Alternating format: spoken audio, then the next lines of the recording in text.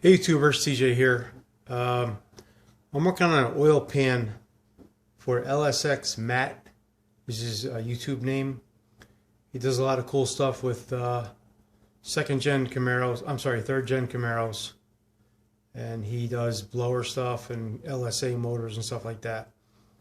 But he has a problem with the oil pan. I think he dropped it, I'm not sure, and it broke the ear off of the corner here where it bolts onto the block. So what I did is I made a jig. This is my little welding jig I have. I drilled and tapped some holes to match for the oil pan, and then I also put a hole down on it from Bridgeport milling machine. It's half 13 here and half 13 here with the tube going across. Trying to keep it as flat as I can, but we all know how that goes when we weld. A lot of things like to move. So what I'm going to do, this is going to be probably a two-part series, or maybe 3 parts. This first part's going to be very quick. So basically what I did is, as I said, I made the jig. Everything's pretty flat here. So I'm going to show you where the break is, and I have to actually V these out here. V the crack out and actually put it together like a puzzle. But here's the piece that broke. So what I'm going to do is I'm going to V it out. I'm going to V it out as much as I can here, and I have to grind here as well and V it out.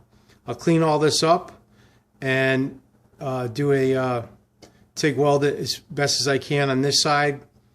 But what I'm going to do before that, when I put it together and get it all jigged up, is that I'm going to put this in my gas grill. I have a grill that I modified that has bigger jets in it, just for heating up parts. So I'm going to get this whole pan and everything right around 300 degrees. And once I get it 300 degrees, I'll take it out of the grill. I'll do my initial weld on it where it's broken here. And then I'll put it back in the grill. And what I will do is, again, bring it back up to around 300 degrees and let it slowly cool inside the grill. You do this because if I'm going to weld over here, what happens is the heat travels very fast and it could shock the rest of the pan. It could crack the pan. I've welded pans before and I didn't do that process, and I did end up cracking some pans. So I kind of learned the hard way in regards to welding pans up and anything cast. This is very, very rough casting. It's not the greatest stuff. I think it's made from, scrap and maybe China stuff. I'm not really sure. But, and one thing to remember on LS pans, alignment's very critical. It even says it on the pan. Oil pan alignment and torque critical, see service manual. So you really have to align everything up.